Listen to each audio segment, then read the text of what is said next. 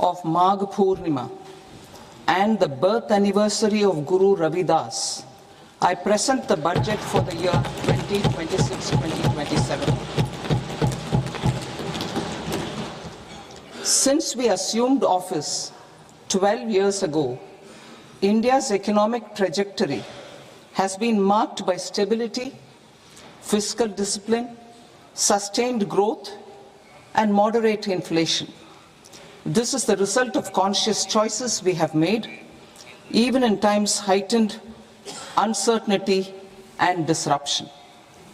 Our government, led by Honorable Prime Minister Modi, has decisively and consistently chosen action over ambivalence, reform over rhetoric, and people over populism. We have pursued far-reaching structural reforms, fiscal prudence and monetary stability, whilst maintaining a strong thrust on public investment. Keeping Atmanirbharta as a lodestar, we have built domestic manufacturing capacity, energy security, and reduced critical import dependencies. Simultaneously, we have ensured that citizens benefit from every action of the government, undertaking reforms to support employment generation, agricultural productivity, household purchasing power, and universal services to people. These measures have delivered a high growth rate of around 7% and helped us make substantial strides in poverty reduction and improvement in the lives of our people. Today, we face an external environment in which trade and multilateralism are imperiled and access to resources and supply chains are disrupted. New technologies are transforming production systems while sharply increasing demands on water, energy, and critical minerals. India will continue to take confident steps towards Vikasit Bharat, balancing ambition with inclusion. As a growing economy with expanding trade and capital needs, India must also remain deeply integrated with global markets, exporting more and attracting stable long-term investment. As I begin Part A, I want to express my gratitude to the people for standing firmly with us as we forge our way together towards becoming one of the largest economies of the world.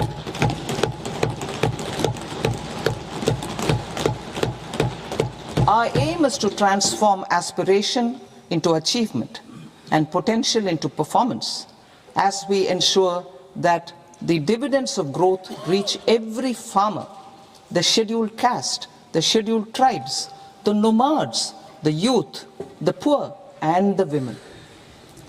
In Vikasit Bharat Young Leaders Dialogue 2026, several innovative ideas were shared with our Prime Minister, which have inspired many of the proposals, making this a unique Yuva Shakti-driven budget.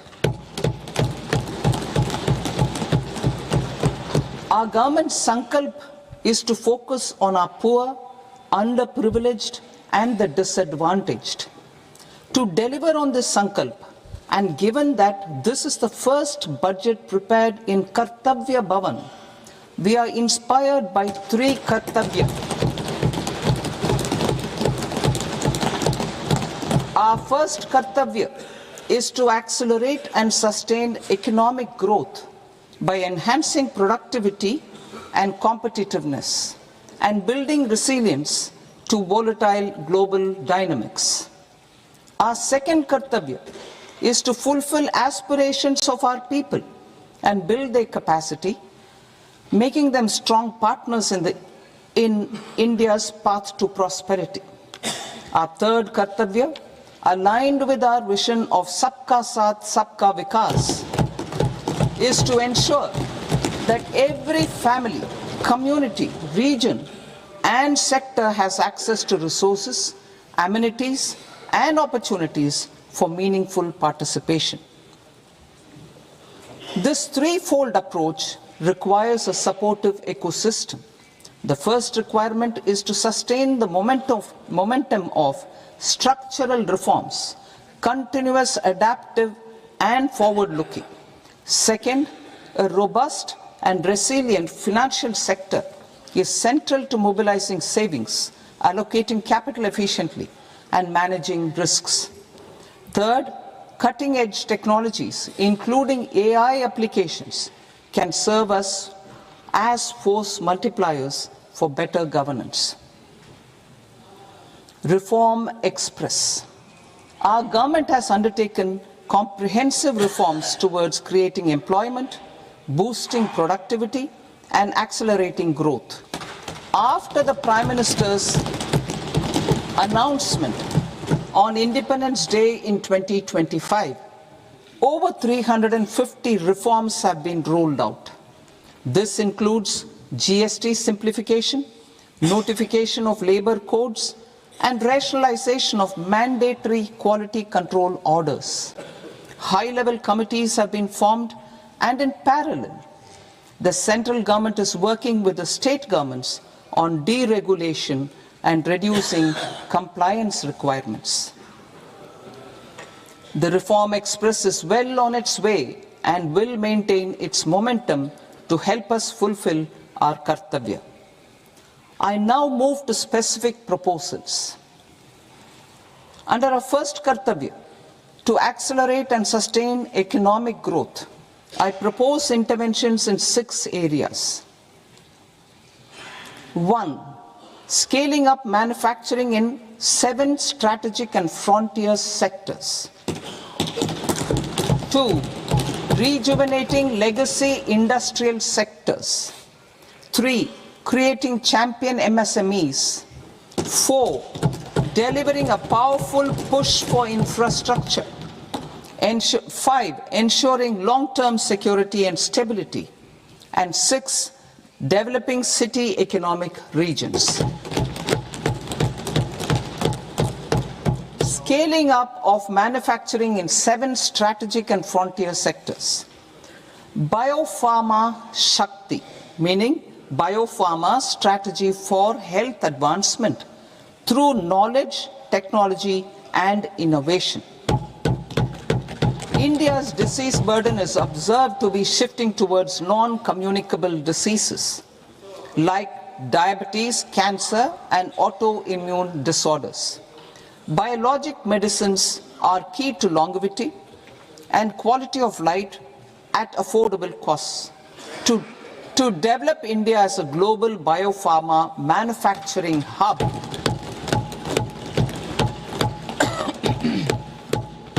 I propose the Biopharma Shakti with an outlay of 10,000 crores over the next 5 years. This will build the ecosystem for domestic production of biologics and biosimilars. The strategy will include a biopharma-focused network with 3 new national institutes of pharmaceutical education and research, popularly known as NIPERs, and upgrading 7 existing ones. It will also create a network of 1,000 accredited India clinical trials sites. We propose to strengthen the Central Drug Standard Control Organization to meet global standards and approve timeframes through approval timeframes through a dedicated scientific review cadre and specialists. India's Semiconductor Mission 1.0 expanded India's semiconductor sector capabilities. Building on this, we will launch ISM 2.0 to produce equipment and materials, design full-stack Indian IP, and fortify supply chains. We will also focus on industry-led research and training centers to develop technology and skilled workforce. The Electronics Components Manufacturing Scheme, launched in April 2025, with an outlay of 22,919 crores, already has investment commitments at double the targets. We propose to increase the outlay to 40,000 crores to capitalize on this momentum.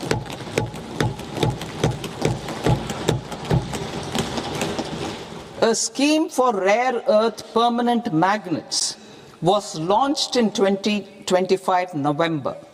We now propose to support the mineral-rich states of Odisha, Kerala, Andhra Pradesh and Tamil Nadu to establish dedicated rare earth corridors to promote mining, processing, research and manufacturing.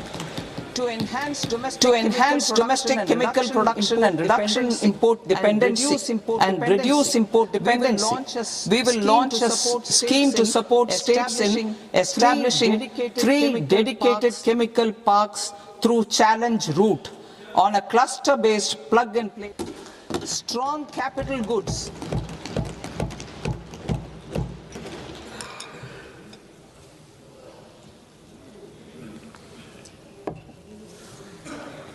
Strong capital goods capability is a determinant of productivity and quality across different sectors. Towards building this capacity, I propose the following.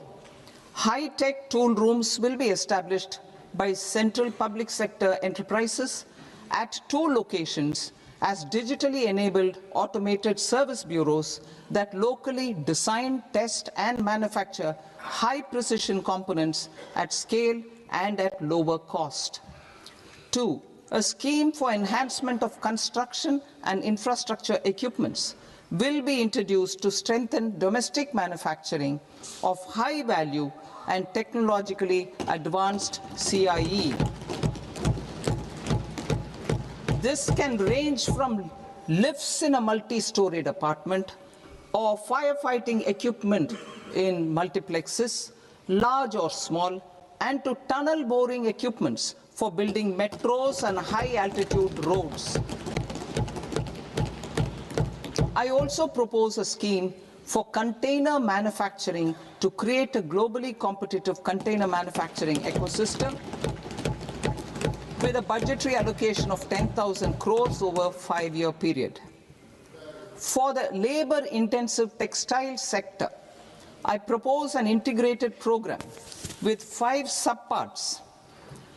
1. The National Fiber Scheme for self-reliance in natural fibers, such as silk, wool and jute, man-made fibers, and new-age fibers. Textile expansion and employment scheme to modernize traditional clusters with capital support for machinery, technology upgradation, and common testing and certification centers. 3. The National Handloom and Handicraft Program to integrate and strengthen existing schemes and ensure targeted support for weavers and artisans. Tex Eco Initiative to promote globally competitive and sustainable textiles and apparels. Samarth 2.0 to modernize the upgrade the textile skilling ecosystem through collaboration with industry and academic institutions. Further, I propose to set up mega textile parks in challenge mode. They can also focus on bringing value addition to technical textiles. I propose to launch the Mahatma Gandhi Gram Swaraj initiative to strengthen khadi, handloom and handicrafts. This will help in global market linkage and branding. It will streamline and support training, skilling, quality of process and production. This will benefit our weavers, village industries, one district, one product ODOP initiative, and also our rural youth.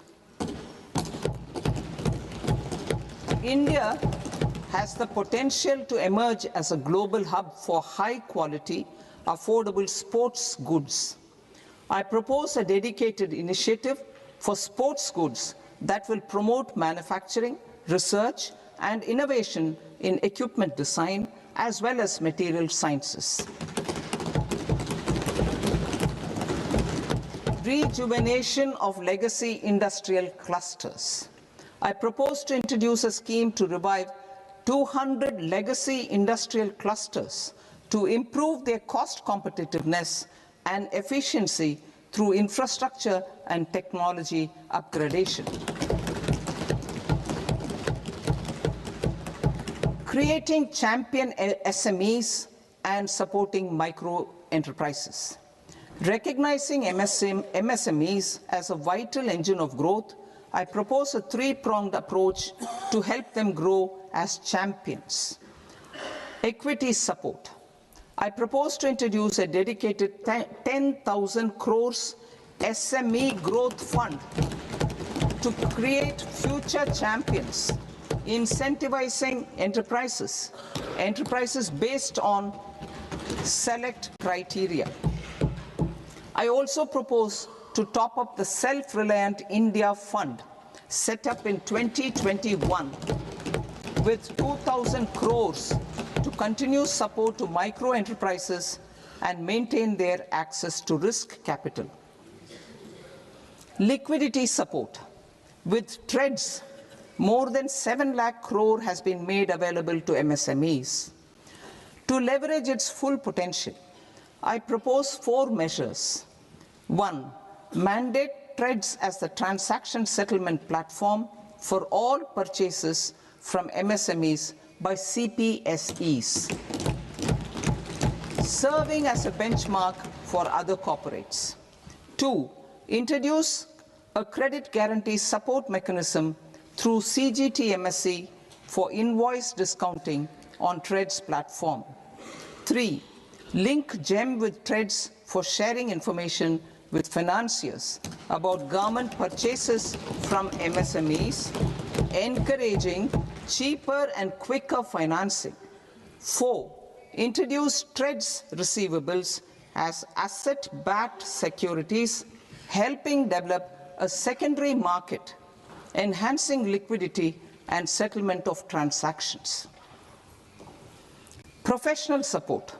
Government will facilitate professional institutions such as the ICAI, ICSI, ICMAI to design short-term modular courses and practical tools to develop a cadre of corporate mitras, especially in Tier 2 and Tier 3 towns.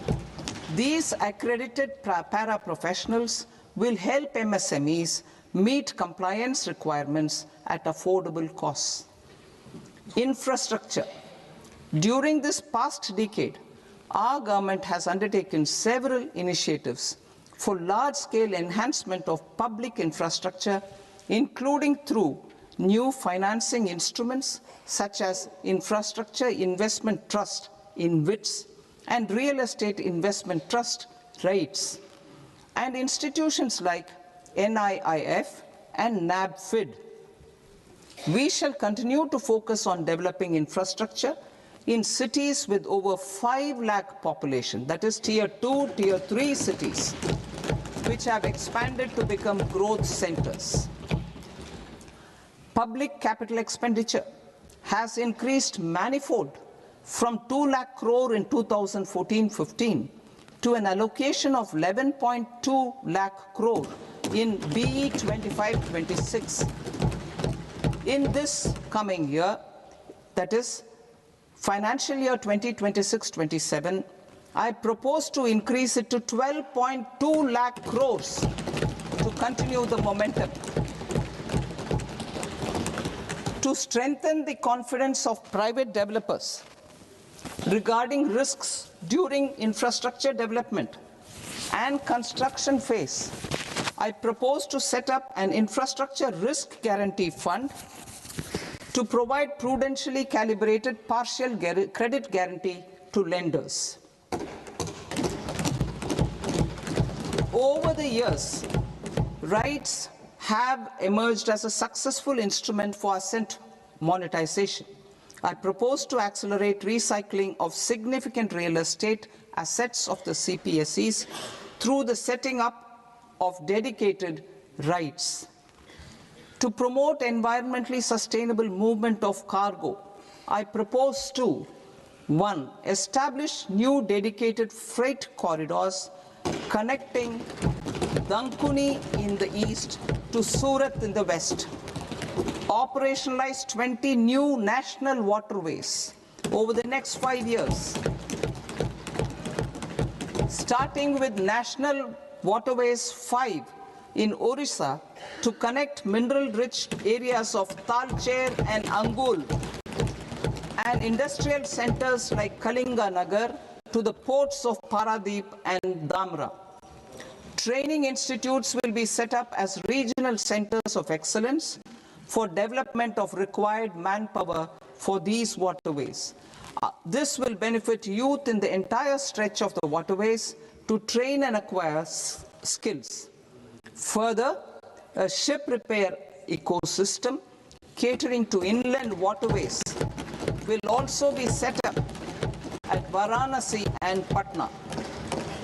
And C, launch a coastal cargo promotion scheme for incentivizing a modal shift from rail to road to increase the share of inland waterways and coastal shipping from 6% to 12% by 2047. To enhance last mile and remote connectivity and promote tourism, I propose to give incentives to indigenize manufacturing of seaplanes. A seaplane VGF scheme will be also introduced to provide support for operations. Carbon capture, utilization and storage. Aligning with the roadmap launched in December 2025, the carbon capture, utilization and storage technologies at scale will achieve higher readiness and in end-use application across 5 industrial sectors, including power, steel, cement, refineries, and chemicals. An outlay of 20,000 crore is proposed over the next 5 years for this purpose. City economic regions. Cities are India's engines of growth, innovation, and opportunities. We shall now focus on Tier 2, Tier 3 cities, and even temple towns, which need modern infrastructure and basic amenities. This budget aims to further amplify the potential of cities to deliver the economic power of agglomerations by mapping city economic regions based on their specific growth drivers. An allocation of 5,000 crore per CER over 5 years is proposed for implementing their plans through a challenge mode with a reform-cum-result-based financing mechanism. In order to promote environmentally sustainable passenger systems, we will develop 7 high-speed rail corridors between cities as growth connectors, namely Mumbai to Pune, Pune to Hyderabad, Hyderabad to Bengaluru, Hyderabad to Chennai, Chennai to Bengaluru, Delhi to Varanasi, Varanasi to Siliguri.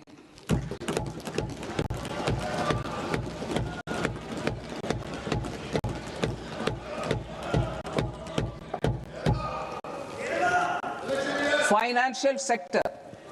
The Indian banking sector today is characterized by strong balance sheet, historic highs in profitability, improved asset quality, and coverage exceeding 98% of villages in the country.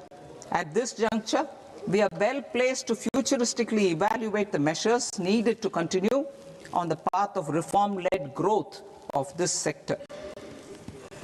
I propose setting up a high-level committee on banking for Vikasit Bharat. High-level committee on banking for Vikasit Bharat to comprehensively review the sector and align it with India's next phase of growth, while safeguarding financial stability, inclusion, and consumer protection. The vision for NBFCs for Vikasit Bharat has been outlined with clear targets for credit disbursement and technology adoption in order to achieve scale and improve efficiency in the public sector NBFCs. As a first step, it is proposed to restructure the Power Finance Corporation and Rural Electrification Corporation. I propose a comprehensive review of the foreign exchange management non-debt instruments rules to create a more contemporary, user-friendly framework for foreign investments consistent with India's evolving economic priorities. Corporate bond market. I propose to introduce a market-making framework with suitable access to funds and derivatives on corporate bond indices. I also propose to introduce total return swaps on corporate bonds. Municipal bonds. To encourage the issuance of municipal bonds of higher value by larger cities, I propose an incentive of 100 crore rupees for a single bond issuance. 100 crore rupees for a single bond issuance of more than 1,000 crore. The current scheme under Amrit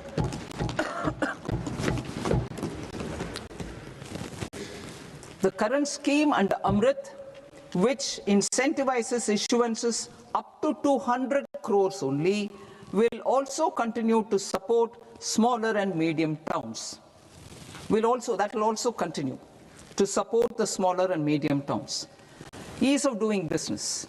Individual persons resident outside India, PROI, will be permitted to invest in equity instruments of listed Indian companies through the Portfolio Investment Scheme. It is also proposed to increase the investment limit for an individual PROI under the scheme from 5% to 10%, with an overall investment limit for all individual PROIs to 24% from the current 10%. Emerging technologies including AI. 21st century is technology driven. Adoption of technology is for the benefit of all people.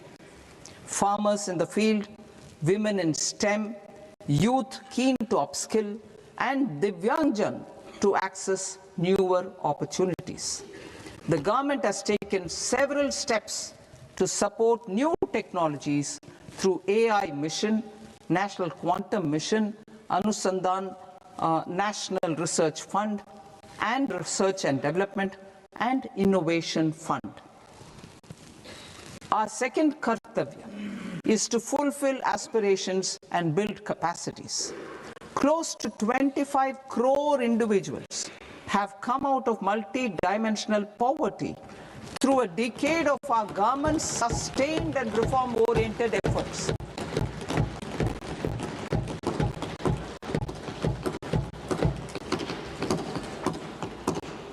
Our government has therefore decided to place a renewed emphasis on the service sector to provide a pathway to fulfilling aspirations of a youthful India with the following measures. I propose to set up a high-powered Education to Employment and Enterprises Standing Committee to recommend measures that focus on services sector as a core driver of Viksit Bharat. This will make us a global leader in services with a 10% global share by 2047.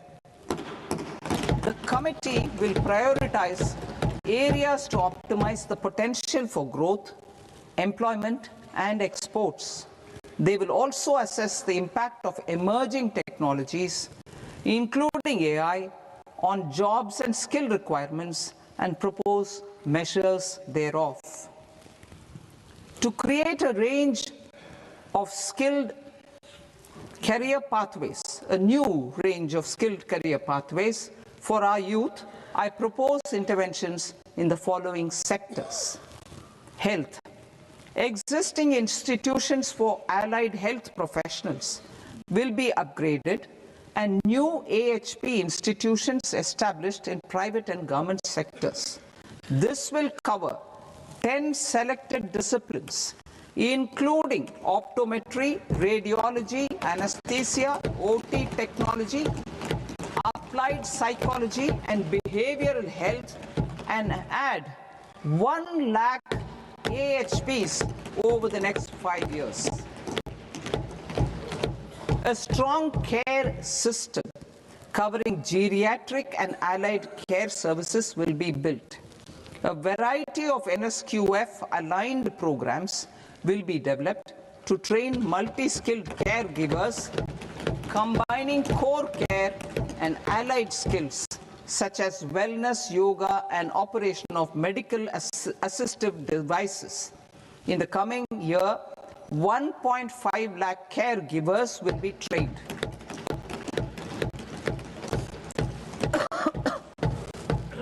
Hubs for medical value tourism.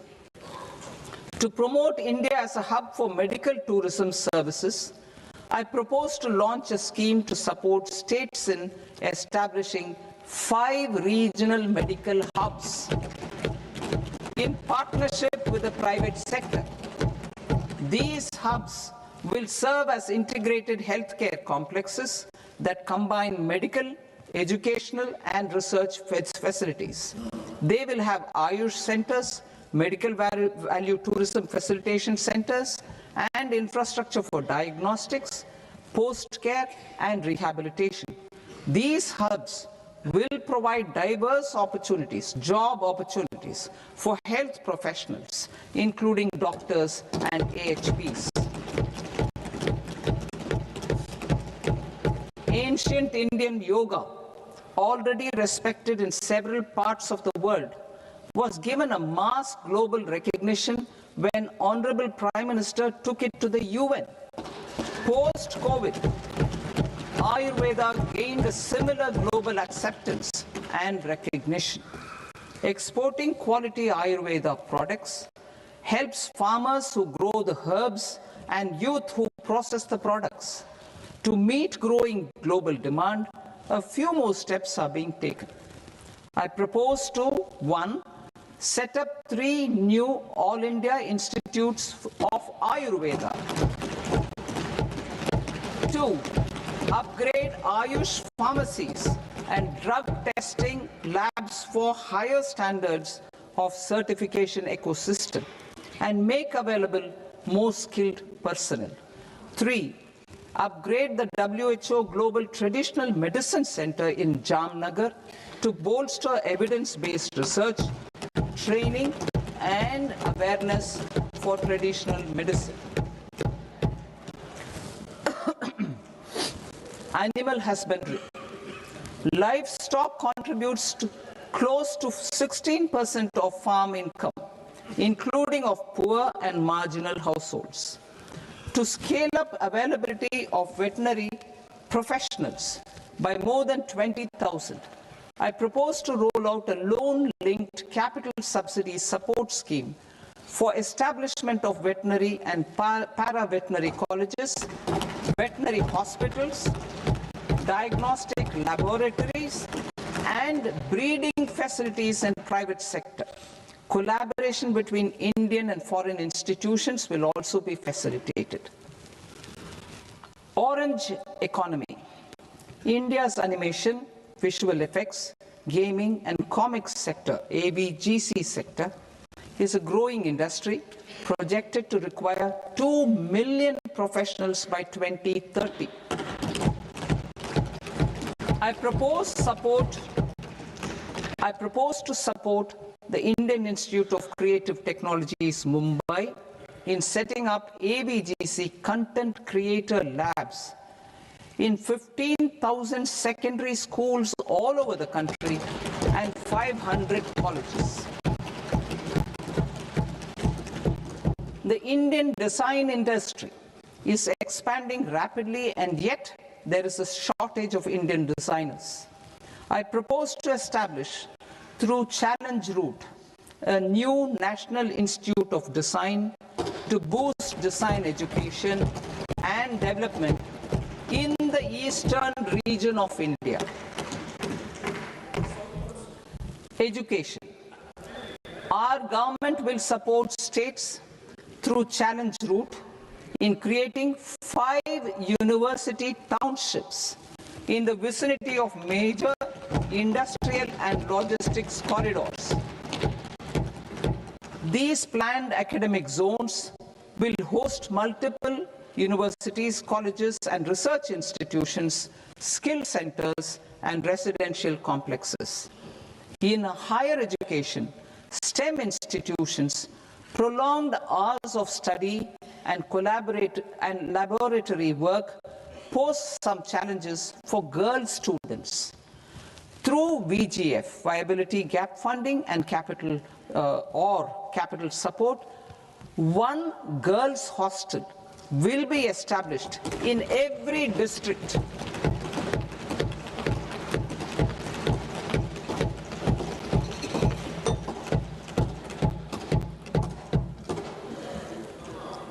To promote astrophysics and astronomy via immersive experiences.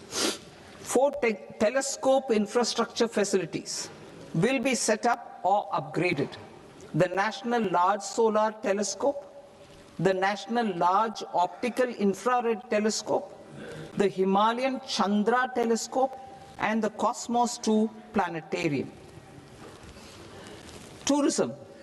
The tourism sector has the potential to play a large role in the employment generation, forex earnings, and expanding the local economy. I propose to set up a National Institute of Hospitality by upgrading the existing National Council for Hotel Management and Catering Technology. It will function as a bridge between academia, industry, and government. I also propose a pilot scheme for upskilling 10,000 guides in 20 iconic tourist sites through a standardized, high-quality, 12-week training course in hybrid mode in collaboration with the Indian Institute of Management. A national destination digital knowledge grid will be established to digitally document all places of significance, cultural, spiritual, and heritage. This initiative will create a new ecosystem of jobs for local researchers, historians, content creators, and technology partners. India has the potential and opportunity to offer world-class trekking and hiking experience. We will develop ecologically sustainable mountain trails in Himachal Pradesh, Uttarakhand, and Jammu Kashmir. Also in Araku Valley in the Eastern Ghats and Podigai Malai in the Western Ghats. Turtle trails along key nesting sites in the coastal areas of Odisha, Karnataka, and Kerala. And 3 bird watching trails along the Pulikat Lake in Andhra Pradesh, Tamil Nadu. It's on the border. Under the visionary leadership of Honorable Prime Minister, we established the International Big Cat Alliance in 2024. This year, India is hosting the first ever Global Big Cat Summit, where heads of governments and ministers from 95 range countries will deliberate on collective strategies for conservation. Heritage and culture tourism. I propose to develop 15 archaeological sites, including Lothal, Dolavira, Rakhi Gadi, Adichanallur, Sarnath, Hastinapur, and Leh Palace into vibrant experiential cultural destinations. Excavated landscapes will be open to the public through curated walkways. Immersive storytelling skills and technologies will be introduced to help conservation labs, interpretation centers, and guides. The sports sector provides multiple means of employment, skilling, and job opportunities. Taking forward the systematic nurturing of sports talent which is set in motion through the Khelo India program earlier, I propose to launch a Khelo India mission to transform the sports sector over the next decade. The mission will facilitate an integrated talent development pathway supported by training centers which are foundational, intermediate, and elite levels. B, systematic development of coaches and support staff. C, integration of sports science and technology. D, competitions and leagues to promote sports culture and provide platforms. And E, development of sports infrastructure for training and competition. Our third Kartavya aligns with our vision of Sabka Saath, Sabka Vikas towards Vikasit Bharat. This requires targeted efforts for 1. Increasing farmer incomes through productivity enhancement and entrepreneurship, with special attention to small and marginal farmers. B. Empowering Divyangjan through access to livelihood opportunities, training, and high-quality assistive devices. C. Empowering the vulnerable to access mental health and trauma care. D. Focus on the Purvodaya states and the Northeast region to accelerate development and employment opportunities. Fisheries. We will undertake initiatives for integrated development of 500 reservoirs and Amrit Sarovars. 2. Strengthen the fisheries value chain in coastal areas and enable market linkages involving startups and women-led groups together with fish farmer producer organizations. Animal husbandry. To provide quality employment opportunities in rural and peri-urban areas, we will support the animal husbandry sector in entrepreneurship development through a credit-linked subsidy program, B, scaling up and modernization of livestock enterprises, C, enhanced creation of livestock, dairy, and poultry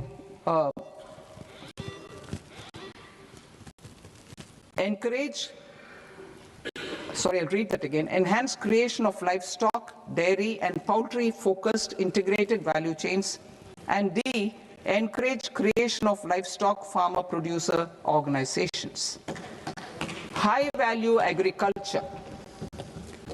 To diversify farm outputs, increase productivity, enhance farmers' incomes, and create new employment opportunities, we will support high-value crops such as coconut, sandalwood, cocoa, cashew in the coastal areas, agar trees in northeast, and nuts such as almonds, walnuts, and pine nuts in our hilly regions.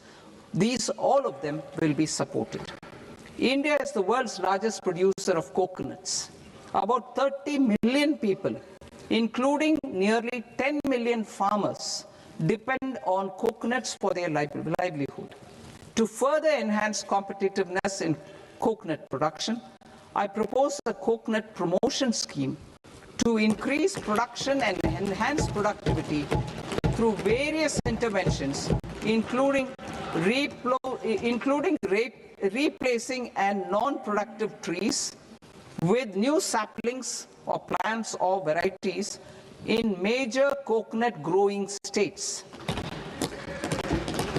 A dedicated program is proposed for Indian cashew and cocoa to make India self-reliant in raw cashew and coconut production and processing, enhance export competitiveness, and transform Indian cashew and Indian cocoa into premium global brands by 2030.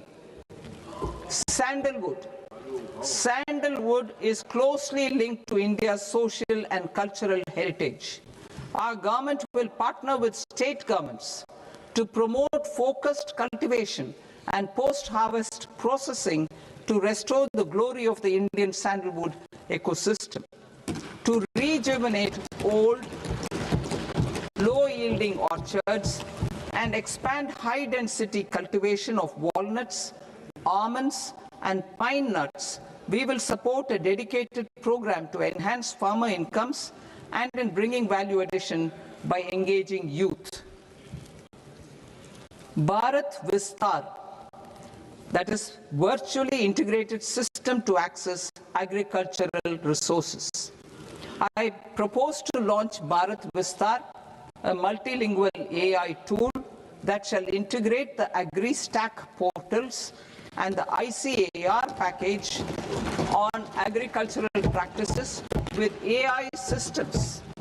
This will enhance farm productivity, enable better decisions for farmers, and reduce risk by providing customized advisory support. She Marts for rural women-led enterprises.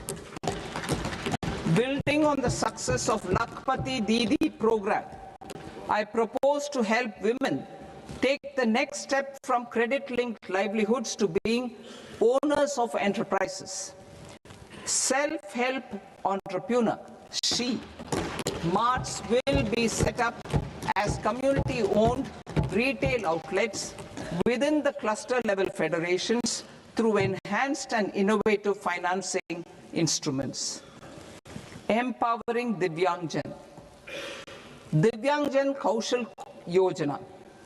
Information technology, AVGC sectors, hospitality and food and beverages sectors often offer task-oriented and process-driven roles which are suitable for Divyangjan.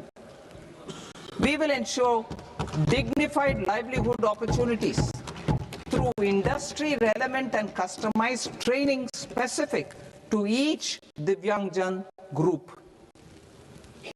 Divyang Sahara Yojana. Timely access to high-quality assistive devices for all eligible Divyangjan is a fundamental need. I propose to 1. Support the Artificial Limbs Manufacturing Corporation of India, ALIMCO, to set up and to scale up production of assistive devices, invest in R&D and AI integration, strengthen PM Divyasha Kendras, and support setting up of assistive technology marts as modern retail style centers where Divyangjan and senior citizens can see, try and purchase assistive products. Reaffirming our commitment to mental health and trauma care. There are no national institutes for mental health care in North India. We will therefore set up a NIMHANS 2 and also upgrade national mental health institutes in Ranchi and in Tezpur as regional apex institutions. Emergencies expose families, particularly the poor and vulnerable, to unexpected expenditure. We will strengthen and increase these capacities by 50% in district hospitals by establishing emergency and trauma care centers. Focus on Purvodaya states and northeastern regions. Purvodaya. I propose the development of an integrated East Coast industrial corridor with a well-connected node at Durgapur, creation of 5 tourism destinations in 5 Purvodaya states, and the provision of 4,000 e-buses. Buddhist sites in northeastern region. The northeastern region is a civilizational confluence of Theravada and Mahayana or Vajrayana traditions. I propose to launch a scheme for development of Buddhist circuits in Arunachal Pradesh, Sikkim, Assam, Manipur, Mizoram, and Tripura. The scheme will cover preservation of temples and monasteries, pilgrimage interpretation centers, connectivity, and pilgrim amenities. 16th Finance Commission. On 17th November 2025, the 16th Finance Commission submitted its report to the President. As mandated under Article 281 of the Constitution, the government is to lay the report along with the explanatory memorandum on the action taken report on the recommendations of the Commission in Parliament, which, Sir, Honourable Speaker, you've allowed me to do at the commencement of the session. The government has accepted the recommendation of the Commission to retain the vertical share of devolution at 41%. As recommended by the Commission, I have provided 1.4 lakh crores of rupees to the states for the year 2026-2027 as Finance Commission grants. These include rural and urban local body and disaster management grants. Fiscal consolidation. Government has been delivering on our fiscal commitments consistently without compromising on social needs. To strive towards accepted standards of fiscal management in Budget 25-26, I had indicated that the central government would target reaching a debt to GDP ratio of 50 plus or minus 1% by 2030-31. In line with this, the debt to GDP ratio is estimated to be 55.6% of GDP in BE 26-27, compared to 56.1% of GDP in RE 25-26. A declining debt to GDP ratio will gradually free up resources for priority sector lending and expenditure by reducing the outgo on interest payments. One of the main operational instruments for debt targeting is the fiscal deficit. I am happy to inform this August House that I fulfilled my commitment made in 2021-2022 to reduce fiscal deficit below 4.5% of GDP by 25-26. In RE 25-26, the fiscal deficit has been estimated at par with BE of 2025-26 at 4.4% of GDP.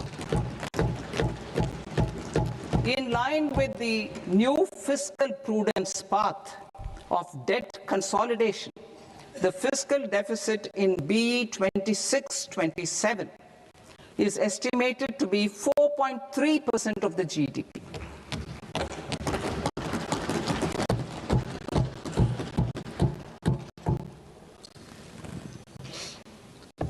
The revised estimates of the non-debt receipts are 34 lakh crore rupees, of which the centre's net tax receipts are 26.7 lakh crore.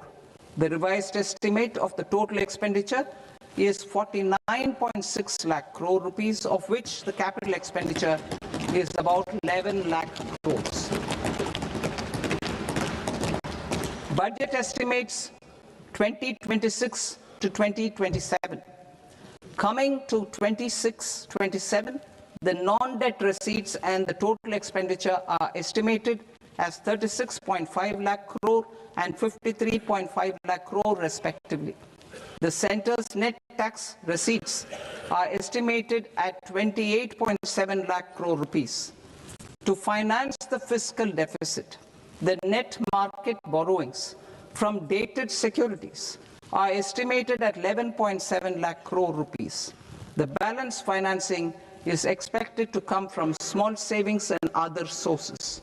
The gross market borrowings are estimated at 17.2 lakh crore rupees. I now move to Part B. Part B, direct taxes.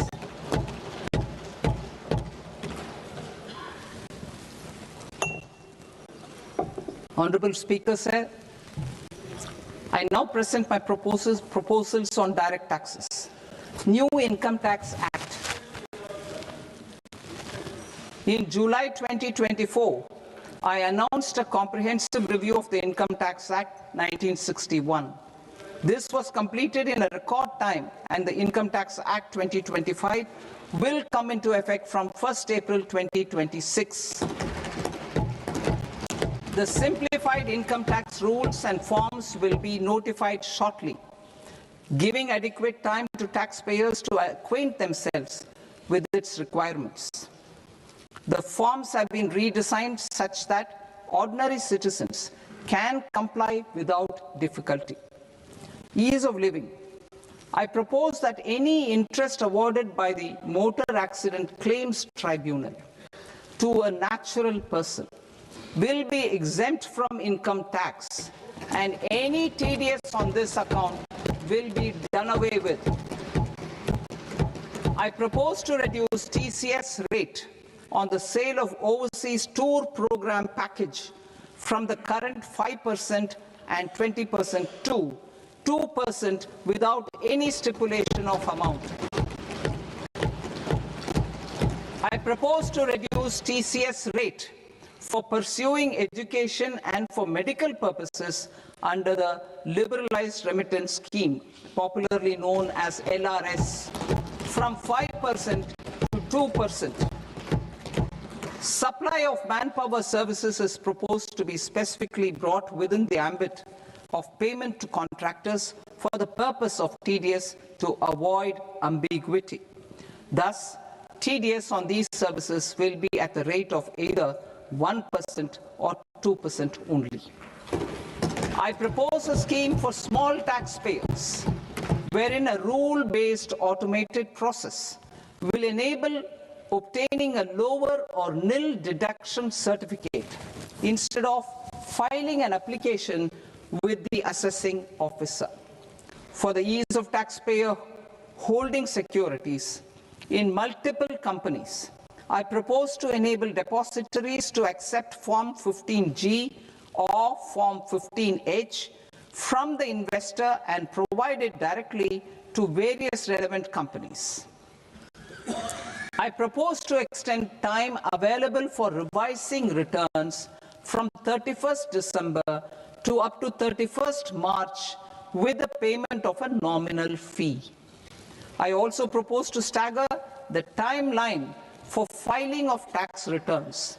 Individuals with ITR 1 and ITR 2 returns will continue to file till 31st July, and non-audit business cases or trusts are proposed to be allowed time till 31st August. TDS on sale of immovable property by a non-resident is proposed to be deducted and deposited through resident buyers and his or her PAN-based challan instead of requiring a TAN, which is a temporary accounting number. To address practical issues of small taxpayers like students, young professionals, tech employees, relocated NRIs, and such others, I propose to introduce a one-time 6-month foreign asset disclosure scheme for these taxpayers to disclose income or assets below a certain size. This scheme would be applicable for two categories of taxpayers, namely, A, who did not disclose their overseas income or assets, and B, who disclosed their overseas income and or paid due tax but could not declare the asset acquired. For category A, the limit of undisclosed income or asset is proposed to be up to 1 crore rupees. they need to pay 30% of fair market value of asset or 30% of undisclosed income as tax and 30% as additional income tax in lieu of penalty, and would thereby get immunity from prosecution. For category B, asset value is proposed to be up to 5 crore rupees. Here, immunity from both penalty and prosecution will be available with a payment of fee of 1 lakh rupees. Rationalizing penalty and prosecution. Multiplicity of proceedings are hindrance to the ease of doing business. I propose to integrate assessment and penalty proceedings by way of a common order for both. There will be no interest liability on the taxpayer on the penalty amount for the period of appeal before the first appellate authority, irrespective of the outcome of appeal process. Further, quantum of prepayment is being reduced from 20% to 10% and will continue to be calculated only on core tax demand. As an additional measure for reducing litigation, I propose to allow taxpayers to update their returns even after reassessment proceedings have been initiated, and an additional 10% tax rate over and above the rate applicable for the relevant year. The assessing officer will then use only this updated return in his proceedings. There is already a framework for immunity from penalty and prosecution in the cases of underreporting. I propose to apply this framework for immunity to misreporting too. However, in such a case, the taxpayer will need to pay 100% of the tax amount as an additional income tax over and above the tax and interest due. Penalties for certain technical defaults, such as failure to get accounts audited, non-furnishing of transfer pricing audit report, and default in furnishing statement for financial transactions are proposed to be converted into fee.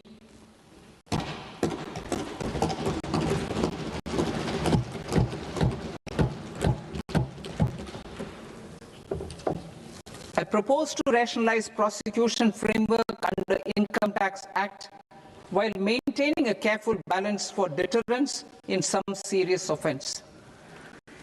Non-production of books of account and documents and requirement of TDS payment where payment is made in kind are being decriminalized. Further, minor offences will attract fine only. The remaining prosecutions will be graded commensurate with the quantum of offence. They will entail only simple imprisonment with maximum imprisonment reduced to 2 years and power to courts to convert even those into fines. There is no penalty. There is no penalty presently for non-disclosure of non-immovable foreign assets with aggregate value less than 20 lakh rupees. I propose to also provide them with immunity from prosecution with retrospective effect from 1/10/2024.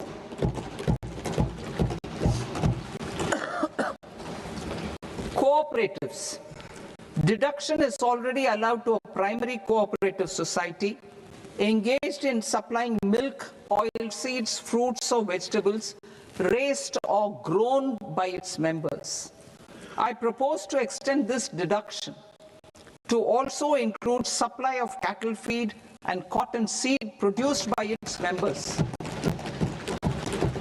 I propose to allow inter-cooperative society dividend income as deduction under the new tax regime to the extent it is further distributed to its members.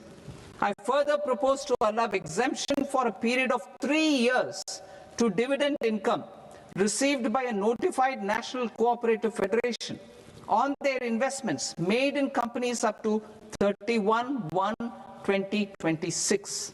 This exemption would be allowed only for dividends further distributed to its member cooperatives.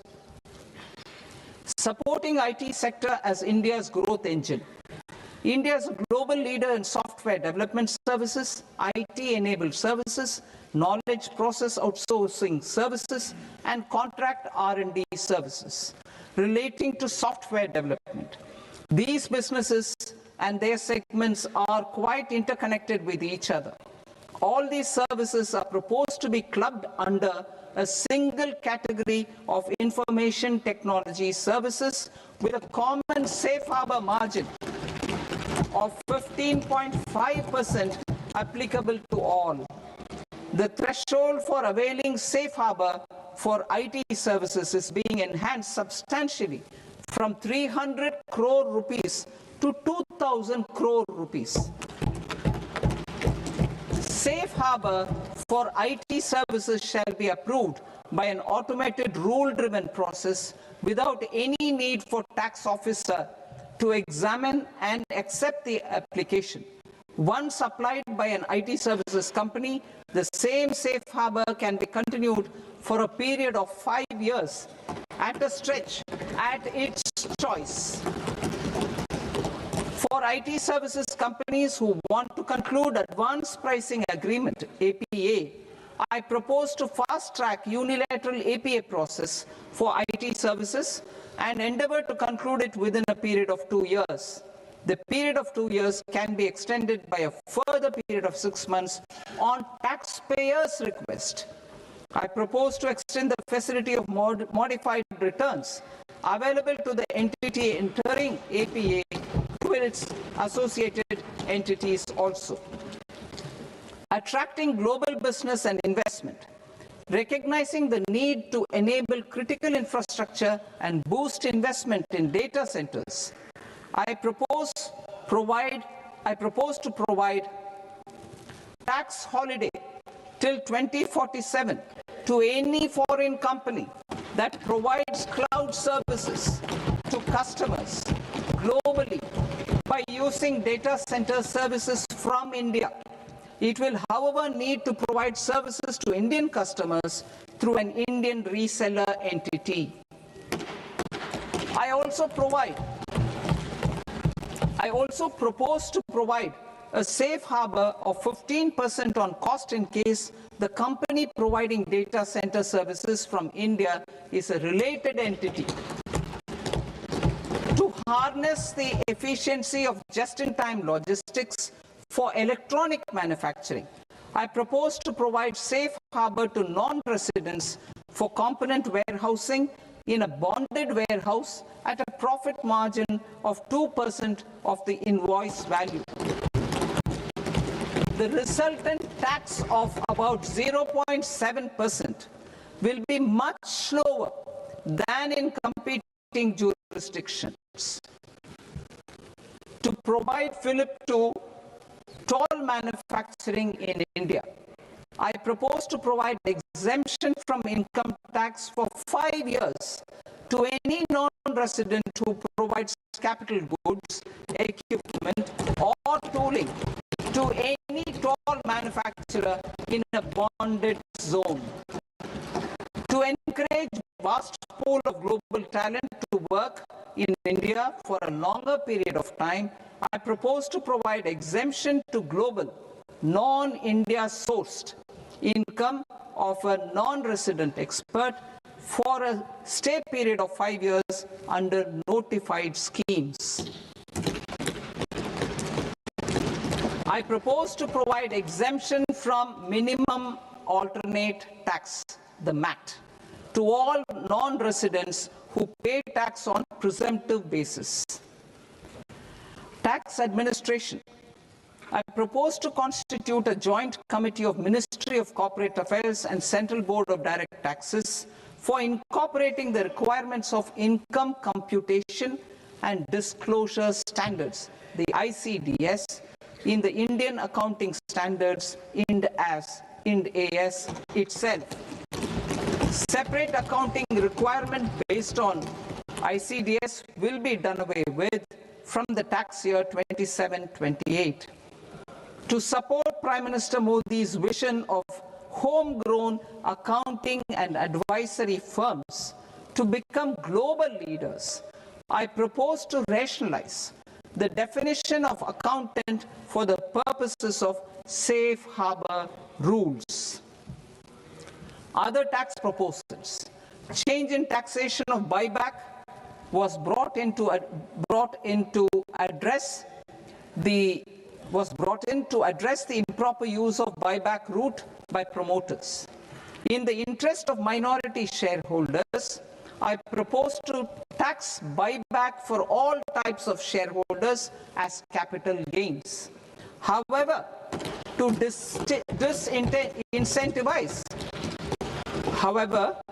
disincentivize misuse of tax arbitrage, promoters will pay an additional buyback tax.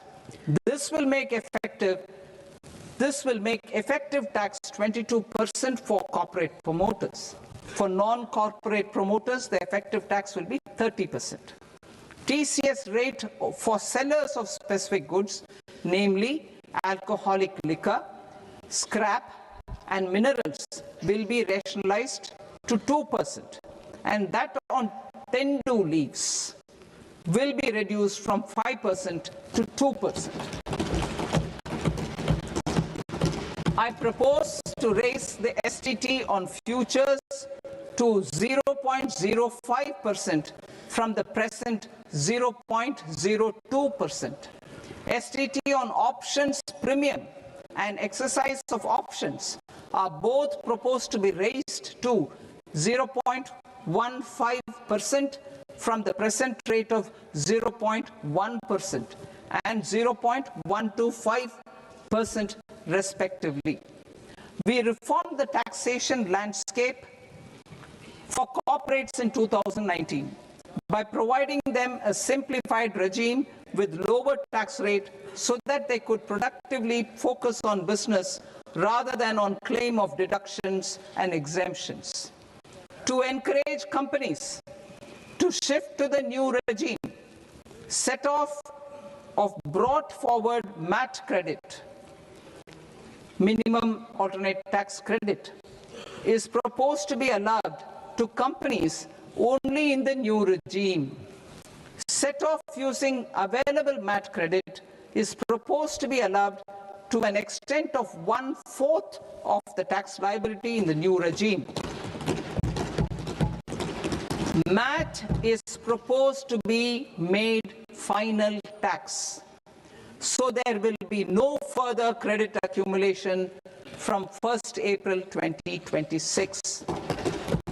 In line with this change, the rate of final tax is being reduced to 14% from the current MAT rate of 15%. The brought forward MAT credit of taxpayers accumulated till 30th March 2026 will continue to be available to them for set off as above. Indirect taxes. I shall now take up proposals related to indirect taxes.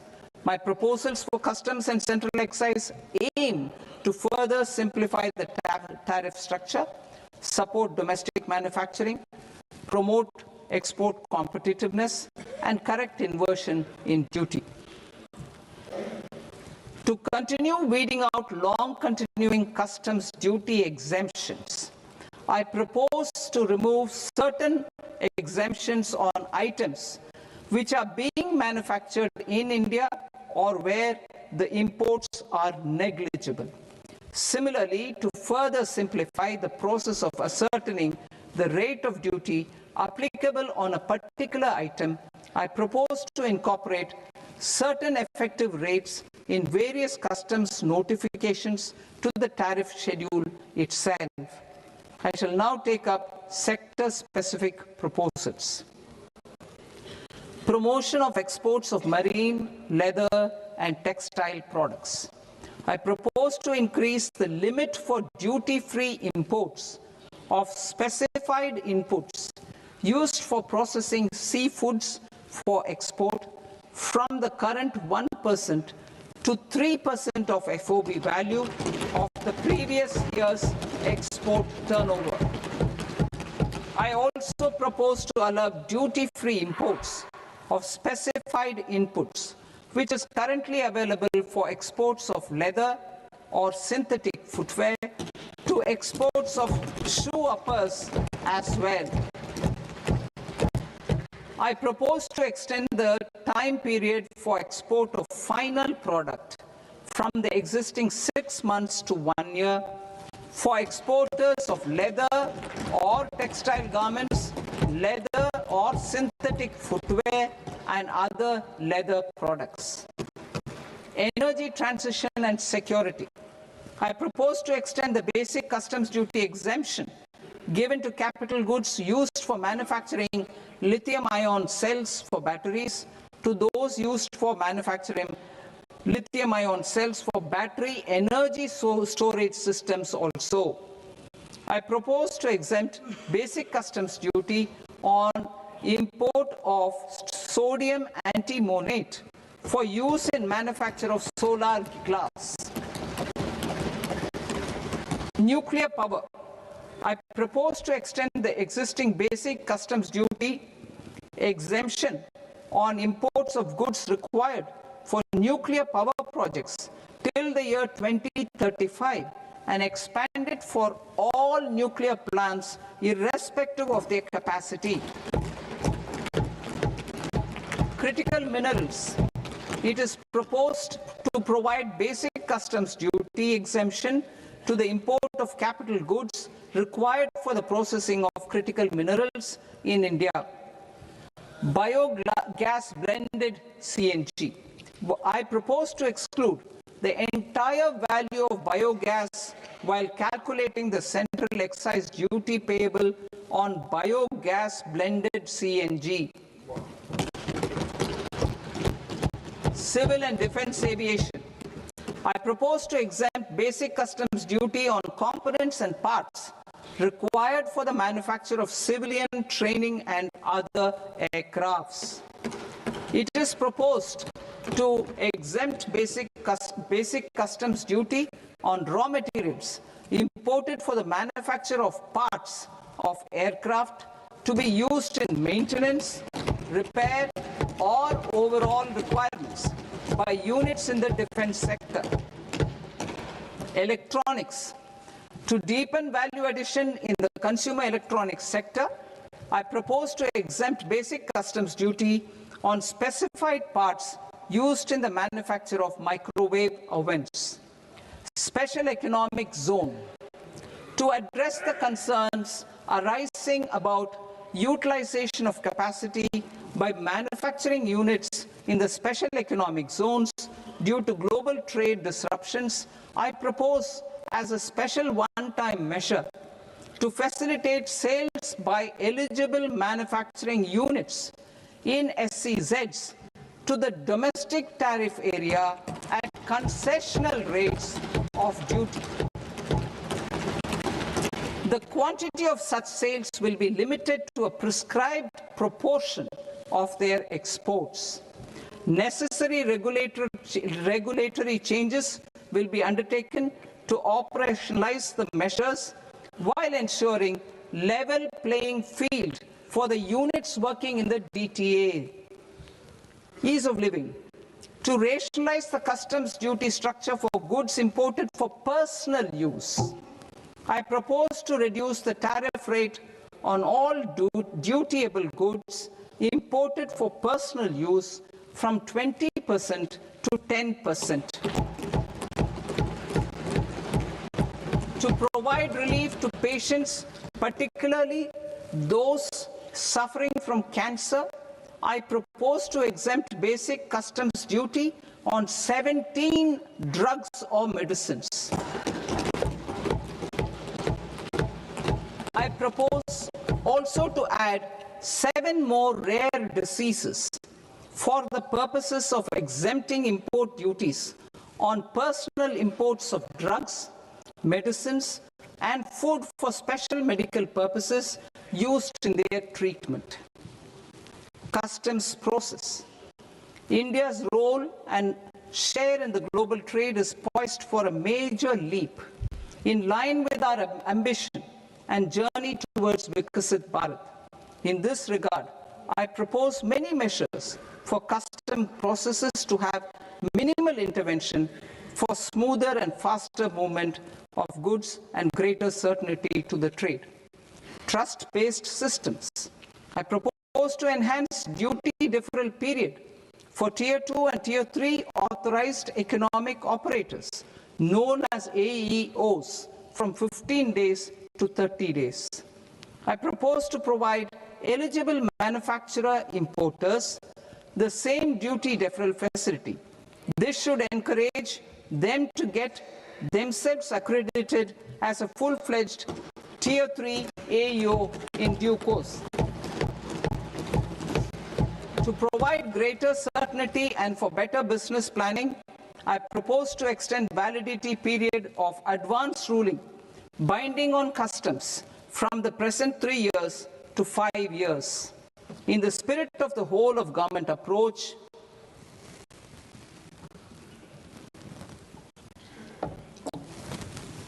government agencies will be encouraged to leverage AEO accreditation for preferential treatment in clearing their cargo. Regular importers with trusted long-standing supply chains will be recognized in the risk system so that the need for verification of their cargo every time can be minimized. Export cargo using electronic sealing. Export cargo using electronic sealing will be provided through clearance from the factory premises to the ship. For import of goods not needing any compliance, filing of bill of entry by a trusted importer and arrival of goods will automatically notify customs for completing their clearance formalities. This will enable goods to be released immediately on arrival. The customs warehouse framework will be transformed into a warehouse operator-centric system with the self-declarations, electronic tracking, and risk-based audit. These reforms will move away from the current system of officer-dependent approvals and reduce transaction delays and compliance costs. Ease of doing business.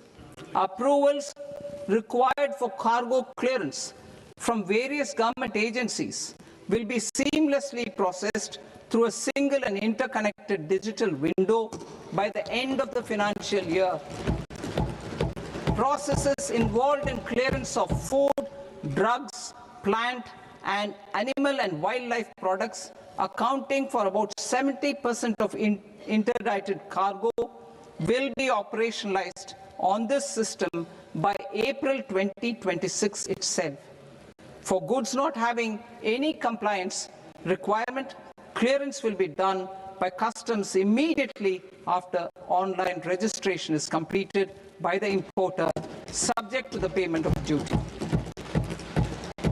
Customs integrated system will be rolled out in 2 years as a single integrated and scalable platform for all customs processes. Utilization of non-intrusive scanning with advanced imaging and AI technology for risk assessment will be expanded in a phased manner with the objective to scan every container across all the major ports. New export opportunities to support Indian fishermen to fully harness the economic value of marine resources beyond our territorial waters. The following measures will be taken. A. Fish catch by an Indian fishing vessel in exclusive economic zone or on the high seas will be made free of duty. Landing of such fish on foreign port will be treated as export of goods. Safeguards will be put in place to prevent misuse during fish catch, transit, or transshipment. To support aspirations of India's small businesses, artisans, and startups to access global markets through e-commerce, I am pleased to announce complete removal of the current value cap of 10 lakh rupees per consignment on courier exports. In addition, handling of rejected and returned consignments will be improved with effective use of technology for identifying such consignments. I propose to revise provisions governing baggage clearance during international travel to address genuine concerns of passengers. The revised rules will enhance duty-free allowances in line with the present-day travel realities and provide clarity in temporary carriage of goods brought in or taken out. There are honest taxpayers who are willing to settle disputes by paying all their dues, but they get deterred due to negative connotation associated with penalty. They will now be able to close cases by paying an additional amount in lieu of penalty. Honorable Speaker, sir, with this, I commend the budget to this august House. Jai Hind.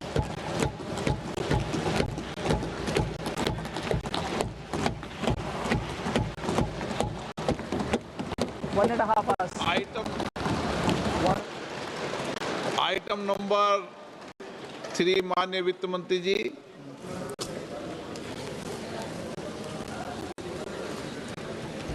Item number 2, sir. 3. Sir, with your permission, I rise to lay on the table of the following statements under Section 3, 1 of the Fiscal Responsibility and Budget Management Act of 2003. Medium-term fiscal policy, fiscal policy strategy statement, and macroeconomic framework statement. Item number 4 माननीय वित्त मंत्री जी। Sir, with your permission, I move for leave to introduce the Finance Bill 2026. प्रश्न ये कि विधेयक को पुनर्स्थापित करने की अनुमति प्रदान की जाए। जो सदस्य इस पक्ष में हाँ गए, जो सदस्य विरोध में ना गए, मेरे विचार में निर्णय हाँ वालों के पक्ष में हाँ वालों के पक्ष में अनुमति प्रदान की जाती है। माननीय मंत्री जी, अब विधेयक पूरे स्थापित करें। Sir, I introduce the bill. माननीय सदस्यगण, आपको सूचित किया जाता है कि माननीय वित्त मंत्री जी के बजट भाषण की कॉपी पब्लिकेशन काउंटर पर ली जाती है। बजट भाषण और बजट से संबंधित दस्तावेज आपके मोबाइल फोन और मेंबर पोर्टल्स पर ही उपलब्ध है। सभा की कार्रवाई कल सोमवार दिनांक 2 फरवरी 2026 को प्राप्त 11 बजे तक के लिए स्थगित की जाती है।